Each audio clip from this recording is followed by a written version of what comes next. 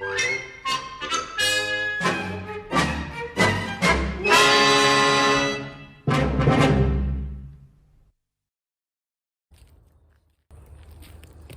again. Well, the wind's dropped today, so the sound quality should be a bit better, but there's still a chill in the air, hence I'm wearing this enormous scarf made for me by the wonderful Stefanie Ó Corragáin. Thank you, Stephanie. Lovely lady, brilliant at crochet. So here I am out in the fields again, looking for interesting things to talk about with the irrepressible Harris the Pug. Come and join me on a walk. You're always weeing on something. Good lord, dog. This is sorrel. This is field sorrel. The French love this stuff. They make soup out of it, sorrel soup, and it's delicious. It really is delicious. It's not at its best this time of year. It's best to catch it when the leaves are quite young and fresh, but saying that, this will still be tasty. Yeah. It's crunchy, it's sour, it's citrusy, it's really, really tasty. Great in summer salads and things like that. Also really good inside, you know, like stuffing a fish, like a trout or whatever. Really, really delicious.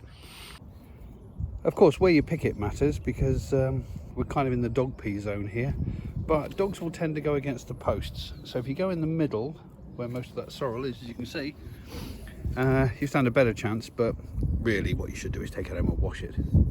But you know what? I'm quite tempted now to do sorrel soup in the spring. I quite fancy that. I haven't done it for a long, long time. So, watch this blog. Now, this avenue of linden trees, lime trees, that you can see here, that goes along here, all the way along here, all the way down there to the end, and across into the next field. These were all planted in commemoration of Queen Elizabeth II's 90th birthday, and also to mark the fact that this particular area, these 42 acres of land, which is now owned by the community, was designated a village green. Here's the plaque. There you go, 90 lime trees to celebrate the Queen's 90th birthday in 2018. And the nice thing about this being declared a village green is it means that the area can never ever be developed, which is nice because there's just a few houses on the outskirts of it, and it's quite a villagey environment around here. I think technically this is the biggest village green in Britain, unless you know any different. 42 acres is a pretty big village green. And it's also not a village green as you might imagine. It's not, you know, nicely laid out to turf with a pond at one end and a bandstand. Nope, this is a mixture of meadows, woodlands, orchards, fruit trees, wild areas of bramble and blackthorn.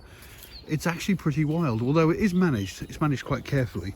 There's always new trees being planted, which is lovely. There's new wildflowers being planted. There's been a lot of work by the local climate group to plant a lot more wildflowers here, so that the bees have got something to eat and to make honey with. And in fact, if I were to go down this little path here, just over to my left, it leads to another small field where there's a whole host of beehives, which is really nice because there's local honey available. And yeah, there's lots of these little walks, these little pathways that lead all sorts of different places. It's a lovely place on my doorstep. Literally, I live in the road over there where those houses are, just on the horizon. It's lovely to be able to walk over here every day with the dog. I think it's fair to say that the fields are somewhat waterlogged at the moment. We've had an awful lot of rain over the last week or so. Well, you can tell how much rain we had overnight. Just through there, what you can see is a farm field, and it floods at one edge, and this is the runoff. And they cut a channel through here a little while ago just to take the excess off the fields, and as you can see, it's actually forming a bit of a river today. It's almost burst its banks here. There's a pipe that allows it to go onto the footpath, and it's almost encroaching onto the footpath. In fact, down there it has actually flooded the footpath, and it's now draining off into the field, where it's forming a bit of a pool over there by the looks of it.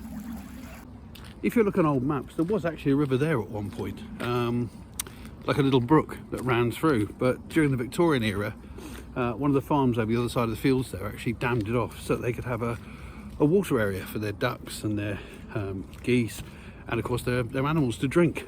And the result is there are a couple of dew ponds along this path, along over here. There are a couple of dew ponds and places, collection points where the water collects, but you still get it building up on this end of the field, so we had to create this runoff.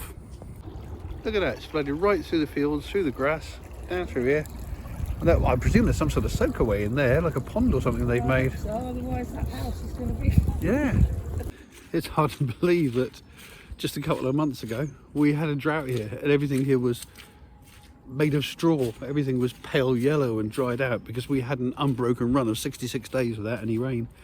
And of course, as you know, some of the highest temperatures, well, I think it was actually officially the highest temperatures we've had in the UK and the hottest summer on record. So yeah, kind of hard to believe now as you're walking along through the squelching mud and the flooded fields, but that's one of the joys about living in Britain, isn't it? I love the changing of the seasons. I love the way the colours change. I love the way the whole environment changes. And Harris likes it too. Although he tends to run around like a bit of an idiot if he gets wet.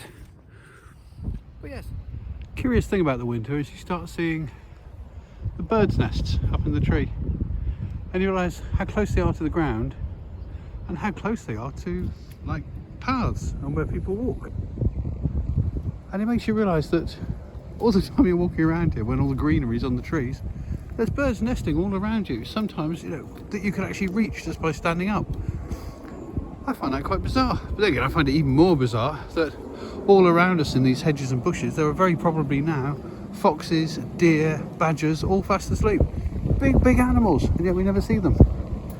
Extraordinary. Anyway. And I'm delighted to see that the first signs of spring are appearing. Look, snowdrops. Fairly young yet and haven't fully opened, but they're there. And look, some crocuses. And the first little daffodil shoots coming up, look. You see them there? Yeah, it won't be long. Some more down there, look.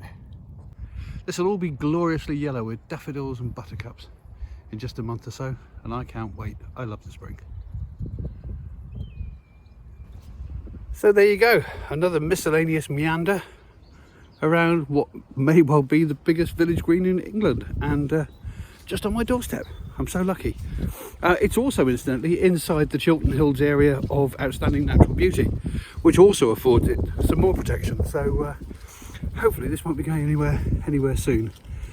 I think it'll probably outlive me, and that's a good thing. See you next time. Bye.